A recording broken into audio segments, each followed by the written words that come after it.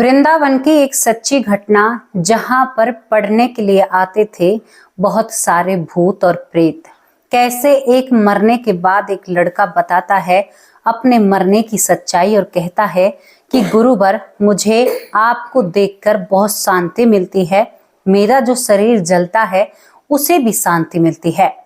बहुत लोग तो यही कहते हैं कि भूत होते ही नहीं है। अब वृंदावन की ये सच्ची घटना आपको बता रही हूँ, जहां पर भूत एक संत से शिक्षा लेने के लिए आते थे। क्या आपको मालूम है? आज जगह और पता और ठिकाना भी बताऊंगी। और दोस्तों, आपको एक रोचक सी कहानी बताने जा रही हूँ, सच्ची घटना जो भूतों से जुड़ी हुई है, जो मरने के बाद की जिंदगी से जुड़ी हुई है, और क्यों प्रेत योनि में इंसान को जाना पड़ता है ये भी हमें मालूम होगा। तो चलिए दोस्तों, आपको लेकर चलती हूँ मैं राजस्थान में। आज से करीबन आपको मैं 30 साल पीछे लेकर चलती हूँ।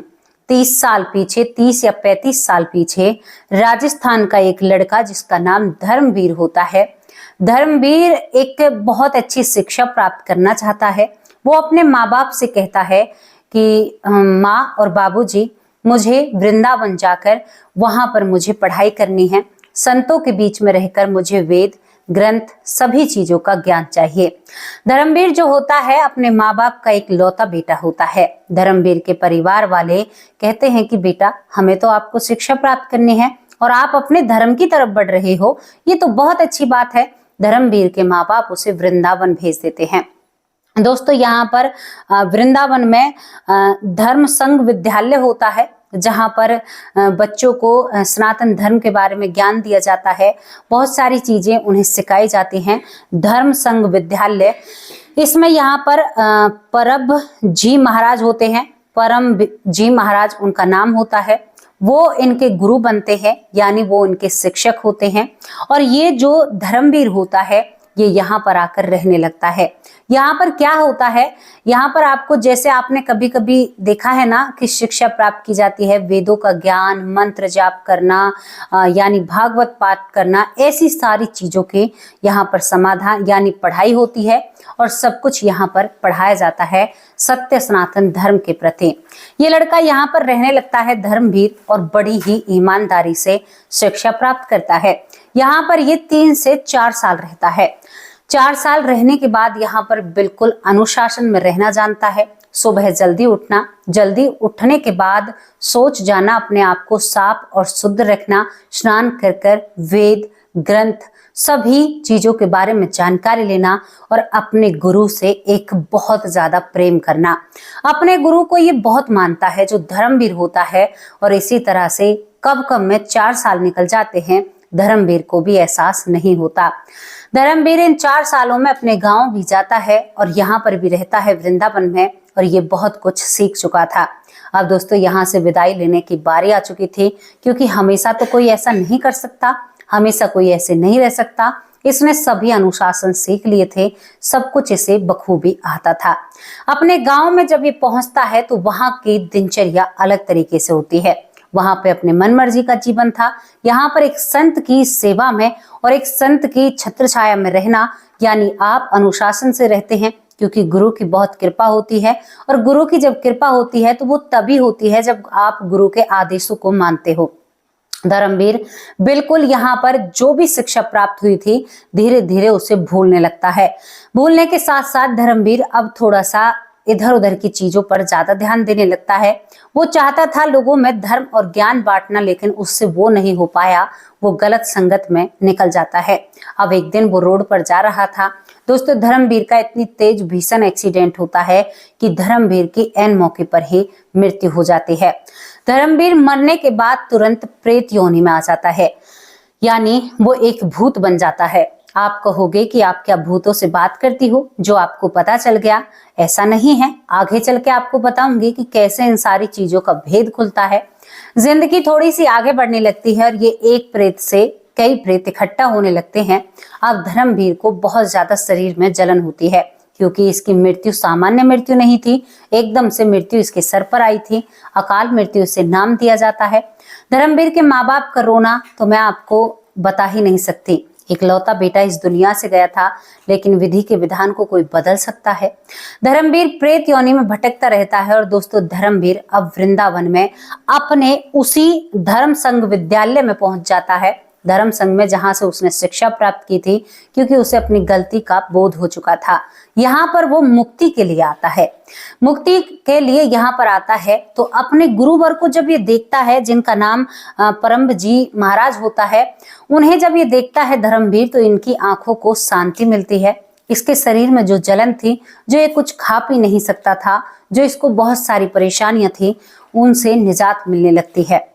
धीरे धीरे इस धर्मवीर की वजह से वृंदावन के इस स्कूल में, यानी इस धर्म संघ विद्यालय में और भी भूत इकट्ठा होने लगते हैं।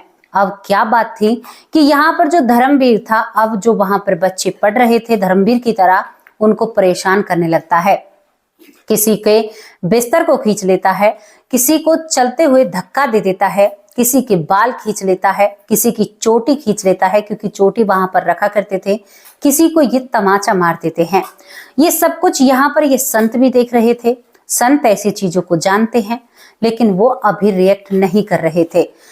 धीरे धीरे धर्मवीर को करीबन इस विद्यालय में रहते हुए 2 महीने हो जाते हैं। 2 महीने तक सभी बालक बहुत डर जाते हैं और अपने गुरु से यानी शिकायत लगाने लगते हैं। गुरुवर, इस विद्यालय में कोई ऊपरी शक्ति है, हमें परेशान करती है, सोने नहीं देती है। अब गुरुवर बड़े परेशान होते हैं कि बच्चे परेशान हैं तो इन्हें शिक्षा कैसे प्राप्त होगी। अब एक दिन क्लास चल रही थी दोस्तों, यहाँ पर क्लास चलते चलते एक बच्चे के अंदर धर्मवीर आ जाता है। धर्मवीर जब बच्चे के अंदर आता है तो बाबा आज बहुत गुस्से में थे। यहाँ पर जो संत होते हैं परम जी महाराज, वो कहते हैं कि तुम कौन हो, तुम क्या चाहते हो, क्यों हमारे बच्चों को परेशान कर रहे हो। तभी यहाँ पर धर्मवीर रोने लगता है, सुबक सुबक कर रोने लगता है और कहता है कि गुरुवर, आप मुझे कैसे भूल सकते हो।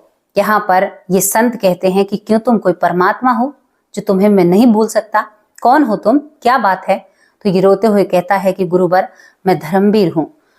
गुरुवर की एकदम बात याद आ जाती है, क्योंकि धर्मवीर बहुत ही मेहनती था और आदेश अनुसार चलने वाला बच्चा था। वो यहाँ पर जो गुरुवर होते हैं एकदम अचंभित हो जाते हैं। धर्मवीर, तुम्हारे साथ क्या हुआ, तुम ऐसे कैसे इस दुनिया से जा सकते हो, मुझे खबर कैसे नहीं लगी। तो ये लड़का कहता है धर्मवीर की गुरुवर, मैं एक्सीडेंट के कारण इस दुनिया से जाता हूँ, लेकिन मैंने भी बहुत सारे रूल तोड़े हैं। यहाँ पर मैं बहुत अनुशासन में रहा करता था, लेकिन वहां पर मैं शराब पीने लगता हूँ, इसी वजह से मेरे साथ ऐसा हुआ है। यहाँ पर संत कहते हैं कि बेटा, तेरी मृत्यु हो चुकी है, तो यहाँ से जाता क्यों नहीं है। तो ये रोते हुए कहता है कि भगवान, मैं आपको अपना गुरु मानता हूँ, आपको देखकर वृंदावन में मेरी आंखों को बड़ी शांति और मेरे अंदर जो जलन होती है, मुझे आपको देखकर ऊर्जा प्राप्त होती है, इसी वजह से मैं यहाँ पर आया हूँ। मेरे साथ कुछ और लोग चले आए हैं जो इन बच्चों को परेशान करते हैं, मैं तो कम परेशान करता हूँ। अब यहाँ पर जो गुरुवर हैं वो कहते हैं कि बेटा देखो, मुझे पता है मेरा और तुम्हारा लगाव है, लेकिन तुम चाहते क्या हो, इन बच्चों को परेशान क्यों करते हो। धर्मवीर कहता है कि गुरुवर, ये आपसे झूठ बोलते हैं, ये कहते हैं कि हम सोच करके अच्छे से स्नान कर आए हैं, जबकि ये सुबह उठते ही सोच करते ही स्नान भी नहीं करते हैं और आकर पाठशाला में बैठ जाते हैं। ये बात मुझे चुभती है तो मैं इनको एक तमाचा रख देता हूँ। गुरुवर जब अपनी सफाई नहीं करते हैं तो मुझे बुरा लगता है। पूरी क्लास वहां पर बैठी थी। संत को मन ही मन खुशी होती है कि जो बालक पढ़ने में होशियार नहीं है, उन्हें भी आज कोई ना कोई शिक्षा प्राप्त होगी। संत कहते हैं तो बेटा, ऐसे किसी को परेशान थोड़े ही करते हैं, आप भले ही प्रेत योनि में हैं, लेकिन आपको मैंने ये तो नहीं सिखाया, आप कौन होते हो इन्हें अनुशासन में लाने वाले। तो यहाँ पर धर्मवीर कहता है कि गुरुवर, मैंने आपके रहते हुए बहुत अनुशासन प्राप्त किया है, तो मुझे बर्दाश्त नहीं होता, मेरे गुरुवर को ये परेशान करते हैं, इसी वजह से मैं इनको रात को भी परेशान करता हूँ और इनके साथ ये हरकतें करता हूँ। गुरुवर हंसने लगते हैं, कहते हैं कि अब तक ठीक था, लेकिन अब तुम क्या चाहते हो, तुम यहाँ से जाने का क्या करोगे। तो ये रोने लगता है। धर्मवीर कहता है कि गुरुवर, आपकी छत्र छाया में आया हूँ और अब भी मैं खाली हाथ जाऊंगा, आपको मुझे मुक्ति दिलानी होगी।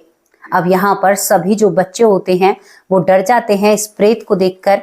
यहाँ पर संत कहते हैं कि ठीक है बेटा, तुम्हारे साथ के जितने भी लोग हैं सभी को हम मुक्ति दिलाने की कोशिश करेंगे। या यहाँ से तुम्हें रास्ता दिखाने की जरूर कोशिश करेंगे। अब जितने भी वीक बालक थे, जो पढ़ने में कम होशियार थे, वो भी डर के कारण, धर्मवीर और धर्मवीर के भूत साथियों के डर के कारण अब यहाँ पर साफ सफाई का, अपने तन का ध्यान रखने लगते हैं और पढ़ाई पर भी खूब जोर लगाते हैं और पाठशाला में आकर बहुत अच्छा रिजल्ट मिलता है। संत कहते हैं कि एक पंथ दो काज हो रहे हैं। तभी संत यहाँ पर एक भागवत का आयोजन करते हैं। वहां पर सभी बच्चों को बिठाया जाता है, उन्हें ज्ञान दिया जाता है कि जिन लोगों को इस मृत्यु लोक से राह नहीं मिलती है या यहाँ से जाने का रास्ता नहीं मिलता है, भागवत एक ऐसा, मात्र एक ऐसा रास्ता है जो आपको यहाँ से निकाल सकता है। दोस्तों, यहाँ पर भागवत पाठ चलता है, इन सभी लोगों के नाम से भागवत पाठ चलता है। आखिरी के दिन जो धर्मवीर होता है अपने गुरुवर के पांव छूकर यहाँ से निकल जाता है और दोस्तों इस लड़के को इस तरह से मुक्ति मिलती है। धर्मवीर अपने माँ बाप से भी एक बार मिलने के लिए संत के लिए कहकर जाता है। ये बात 100% सत्य है। धर्मवीर के जो माँ बाप हैं इस धर्म संघ विद्यालय में आते हैं, गुरुवर से मिलते हैं और कहते हैं कि हमारे बालक ने हमें आदेश दिया था आपसे मिलने का।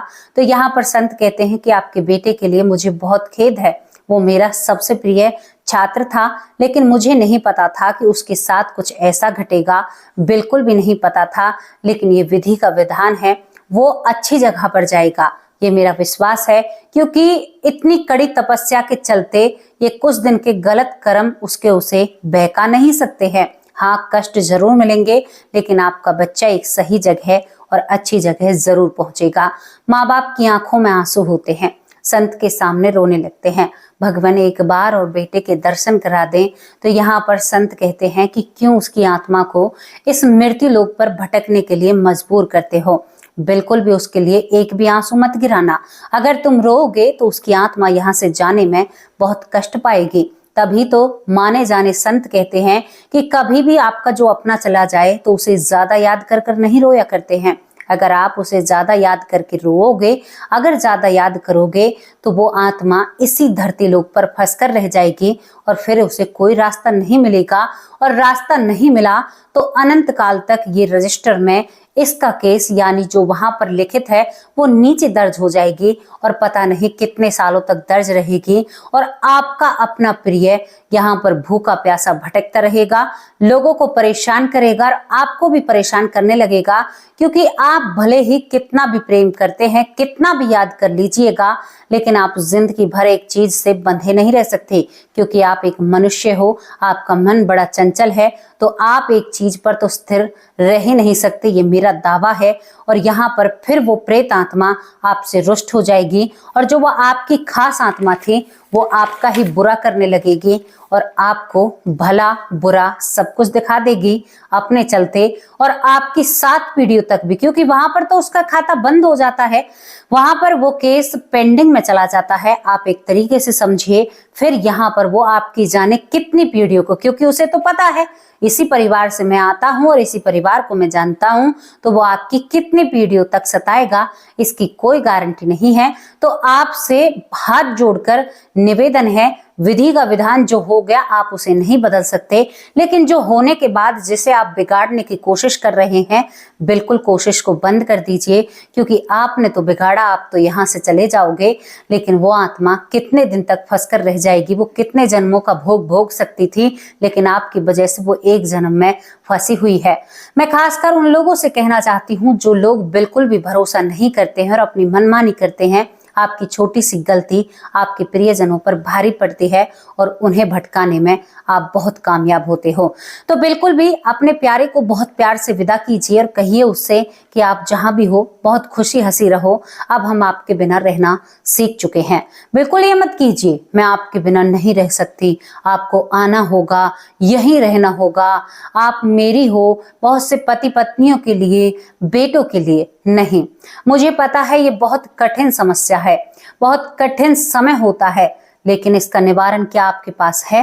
आप रो रो कर मर जाइए, लेकिन निवारण नहीं होगा। करेंगे वही जो ऊपर वाले करता धरता हैं, तो उनके काम में आप मुसीबत मत बनिए। हम अगर उस कार्यकर्ता के बीच में विघन डालेंगे तो वो आपको सबक सिखाने में देर नहीं लगाएंगे। तो बिल्कुल भी ऐसा मत कीजिएगा। अब मैं उन लोगों के नाम लेती हूँ जो लोग हमारे परिवार का हिस्सा हैं। ये वो कहानी थी जहां पर आपको सीख मिलती है, भूत होते हैं और ऐसा भी हो जाता है। पहला नाम डॉक्टर सुरेश सोनी, जो हमारे परिवार के सबसे बड़े सदस्य हैं। बहुत बहुत धन्यवाद मेरे प्यारे भाई, कैसे हो आप? खुशी सिंह, कैसी हो प्यारी बहन? यहाँ पर हिमांशु सोनी भतीजा है, मिष्टी सोनी भतीजी है, बहुत प्यारे परिवार है, बच्चे हैं। अंजना कुमारी, बहुत बहुत धन्यवाद। नीलेश विश्वकर्मा, बहुत बहुत धन्यवाद। रति पूजा, बहुत बहुत धन्यवाद। मनोज छिपा, बहुत बहुत धन्यवाद। यहाँ पर डॉक्टर तुलसीदास, बहुत अच्छे भाई हैं, बहुत बहुत धन्यवाद। पूजा कुमारी, बहुत बहुत धन्यवाद। हीरा कुमारी, बहुत बहुत धन्यवाद। नीलेश विश्वकर्मा, बहुत बहुत धन्यवाद। जयवीर सिंह चौधरी, बहुत अच्छे भाई हैं। राजेंद्र, बहुत बहुत धन्यवाद। भूप सिंह भाई बेटी कहकर बुलाते हैं। मीनाक्षी गुप्ता, बहुत बहुत धन्यवाद। प्रवेश भाई, बहुत बहुत धन्यवाद। अमित कुमार, बहुत बहुत धन्यवाद। शरयू बाला, बहुत प्यारी बहन है। गुलाब मालविया, बहुत बहुत धन्यवाद। ज्योति श्रीवास्तव, बहुत बहुत धन्यवाद। श्रद्धा शर्मा, प्यारी बहन कैसी हो आप? ठीक तो हो ना? बेटी का बॉस, बहुत बहुत धन्यवाद। शिव मालविया, बहुत बहुत धन्यवाद। हरी शित जारवाला, बहुत बहुत धन्यवाद। सुमित्रा पौर, बहुत अच्छी बहन है। निखिल श्रीवास्तव, बहुत बहुत धन्यवाद। मंजू, बहुत प्यारी बहन है। गीता उपाध्याय, बहुत बहुत धन्यवाद प्यारी बहन, कैसे हो? स्नेहलता सिन्हा, बहुत बहुत धन्यवाद। ऋषिका साहू, बहुत बहुत धन्यवाद। इशिका साहू होगा शायद इनका नाम। विश्वकर्मा जीत, बहुत बहुत धन्यवाद। महेंद्र सिंह, बहुत अच्छे भाई हैं। यशवंती माँ, कैसे हो आप प्यारी माँ? बिमला दलाल माँ, आप कैसे हो? यहाँ पर बबीता सिंह दिल्ली से, बहुत प्यारी बहन है लेकिन 2 दिन से नजर नहीं आ रही है।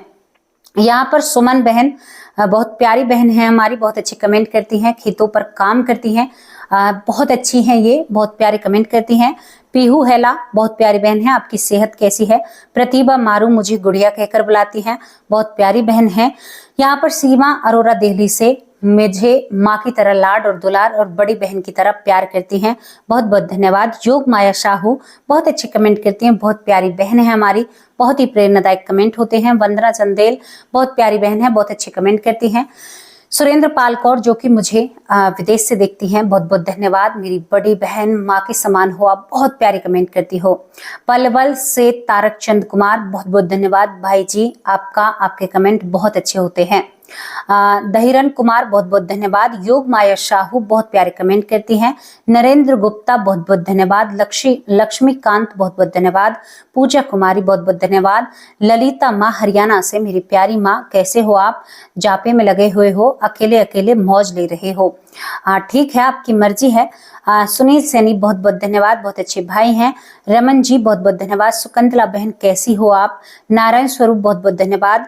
यहाँ पर राजा राम भाई, बहुत अच्छे भाई हैं, बहुत प्रेरणादायक कमेंट करते हैं। बेटी का बॉस, बहुत बहुत धन्यवाद। सुमन देवी, बहुत बहुत धन्यवाद।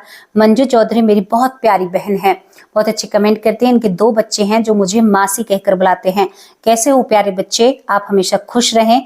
राजा राम भाई के भी 2 बच्चे हैं, वो भी बहुत प्यारे हैं।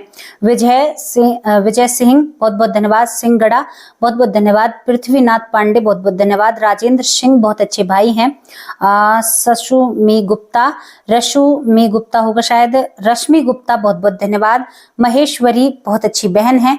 प्रवीण भाई, बहुत बहुत धन्यवाद। हरीश नारायण, बहुत अच्छे भाई हैं। महेंद्र दीक्षित भाई, बहुत बहुत धन्यवाद, बहुत अच्छे कमेंट करते हो आप। यहाँ पर तुलसी शर्मा भाई, वो भी बहुत प्यारे कमेंट करते हैं, बहुत अच्छे भाई हैं, बहुत बहुत धन्यवाद मेरे प्यारे भाई। लक्ष्मी डोगरा, बहुत प्यारी बहन है, बहुत अच्छे कमेंट करती हैं। मुरारी ठाकुर, बहुत बहुत धन्यवाद। अलका पांडे, बहुत अच्छे कमेंट करती हैं, बहुत प्यारे कमेंट होते हैं। यहाँ पर एक और हमारी बहन है ज्ञान तारा सरस्वती, ज्ञान का भंडार, बहुत अच्छे कमेंट वो करती हैं। यहाँ पर अलका पांडे, शरयू बाला, बहुत प्यारी बहन है, बहुत अच्छे कमेंट करती हैं। दिनेश, बहुत बहुत धन्यवाद। रामायण कुशवाहा, बहुत अच्छे कमेंट करते हैं।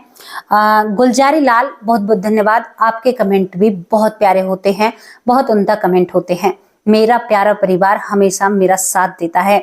मेरे परिवार के बहुत सदस्य रह जाते हैं, बहुत ही ज्यादा रह जाते हैं, क्योंकि मैं सभी को रिप्लाई नहीं दे पाती हूँ। सभी के कमेंट पढ़ लेती हूँ लेकिन बहुत टाइम लग जाता है, आंखों में दर्द होने लगता है आप सभी के जवाब देने में। मैं आपको क्या बताऊँ, आंखों पर जोर पड़ता है स्क्रीन के सामने, इसी वजह से बहुत कमेंट रह जाते हैं। लेकिन नाम और कमेंट सभी के मेरे ध्यान में रहते हैं, सभी के कमेंट मैं पढ़ती हूँ और सभी मेरा भला चाहते हैं, बहुत अच्छे कमेंट करते हैं। मेरा प्यारा परिवार हमेशा मेरा साथ देता है। कितनी किस्मत वाली हूं मैं, इतनी किस्मत वाली हर लड़की नहीं होती है। मैं बहुत किस्मत वाली हूँ। मुझे भाई मिले, बड़े भाई मिले, बड़ी बहनें मिली, माँ समान बड़ी बहन मिली, माँ मिली मुझे यहाँ से, मुझे एक भरपूर परिवार मिला, मुझे गुड़िया कहने वाली बहन मिली, मुझे प्यारा परिवार मिला। मेरी माँ यशवंती, माँ सीमा, एक बहन मेरी जो सीमा लखनऊ से हैं, जिनके पति को कैंसर है, उन्हें देखकर भी मुझे बहुत तकलीफ होती है, लेकिन वो भी स्वस्थ ही रहेंगी, ये मेरा वादा है, यानी मेरा विश्वास है। क्या कहूँ मैं आप लोगों से, मैं दुख को देखकर थोड़ी सी भावुक हो जाती हूँ। सीता शर्मा मेरी बहन, सीता दलाल मेरी बहन, सीता शर्मा मेरी बहन जिनके पति फौज में हैं, वो भी बहुत प्यारी बहन है, बहुत अच्छे कमेंट करती हैं, कहती कि मेरा नाम नहीं लिया। सॉरी मेरी प्यारी बहन, और जिन जिन का नाम नहीं लिया है उनसे दिल से माफी मांगती हूँ।